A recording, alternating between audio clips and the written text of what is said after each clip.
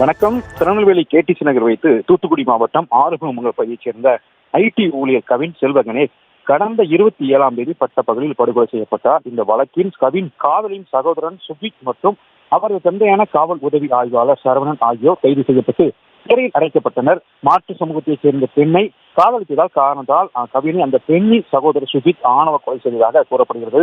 இந்த வழக்கு சிபிசிஐடிக்கு மாற்றப்பட்ட சூழலில் வழக்கு விசாரணை தீவிரமாக நடந்து வருகிறது. கொலை நடைபெற்ற இடத்தில் சிபிசிஐடி போலீசார் நேரில் விசாரணை மேற்கொண்டனர்.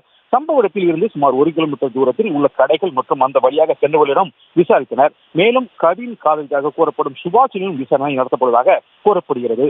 சுபாஷின் தாயான காவல் உதவி ஆய்வாளர் கிருஷ்ணகுமார் உட்பட பலருக்கும் போலீசார் சம்மன் அளித்ததாக தெரிகிறது.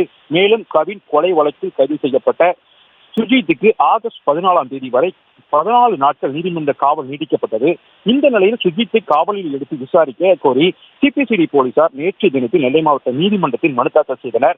சுஜித்தின் சிபிசிஐடி போலீசார் பல்வேறு கோணங்களில் விசாரணை தீவிரப்படுத்தப்பட்ட நிலையில் இந்த வழக்கில் கைது செய்யப்பட்ட சுஜித் இன்று அவரது தந்தை சரவணன் இருவரையும் காவலில் எடுத்து விசாரிக்க சிபிசிஐடி காவல்துறையினர் நீதிமன்றத்தில் மனு தாக்கல் செய்த நிலையில் இன்று இருவரும் நேரில் ஆஜரானர். நீதிமன்ற ஆஜர் செய்யப்பட்ட சுஜித் கண்ணீர் விட்டு அழுதவாறே நீதிமன்றத்தில் செல்லப்பட்டார்.